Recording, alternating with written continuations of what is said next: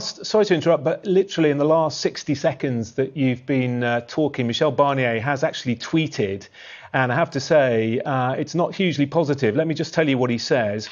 We agreed to pause the talks in order to brief our principals on the state of play of the negotiations. President von der Leyen and Prime Minister Johnson will discuss the state of play tomorrow afternoon. As you can see on the screen, actually, he also tweeted, after 1 week of intense negotiations in London, together with David Frost, we agreed today that the conditions for an agreement are not met due to significant divergences on level playing field, governance and fisheries. So, Adam, still a long way from agreement, it would seem, tonight.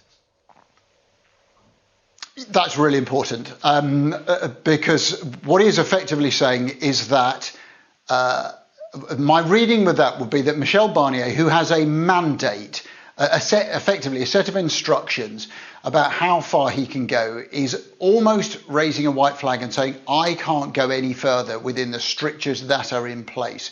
Now, this has been talked about over the past 48 hours, I think both in the UK and here in Brussels, as being the only way out of this could be for Ursula von der Leyen, the boss of the European Commission, to get on the phone to Boris Johnson and thrash things out person to person. And those three things that you just outlined there are the three sticking blocks we've had before. We just run through it. Fisheries. The UK does not want to allow European fishing boats into its waters in any substantial numbers. The European Union says that is outrageous. Level playing field. This is the, in a sense, for some people's idea that the essence of sovereignty is to try to flex different rules. The EU says that isn't acceptable if you're going to enter the single market. And governance is really about how you run this deal. And those three things have been talked about for months. If they haven't made progress on those, there won't be a deal. And I think what you're there is Messrs Barnier and Frost saying, we've gone as far as we can. We need concessions. We need compromises. And the people who can do that are Boris Johnson on the side of the UK, Ursula von der Leyen to an extent, but then that's really going to need European leaders as well. But to get to this point, that is not a good sign. That is not an optimistic set of words from Michel Barnier. I mean, frankly, when you're pausing negotiations with less than a month to go before Brexit comes to an end, well, you're a long, long way from the finishing line. OK, Adam in Brussels, thank you very much. Well, our Deputy Political Editor, Sam Coates, is with me in the studio.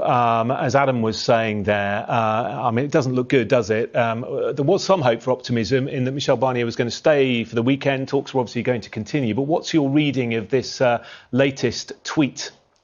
So I think that ultimately there was always going to be a moment where Boris Johnson needed to politically intervene in these talks. The British side have been saying that for 10 days.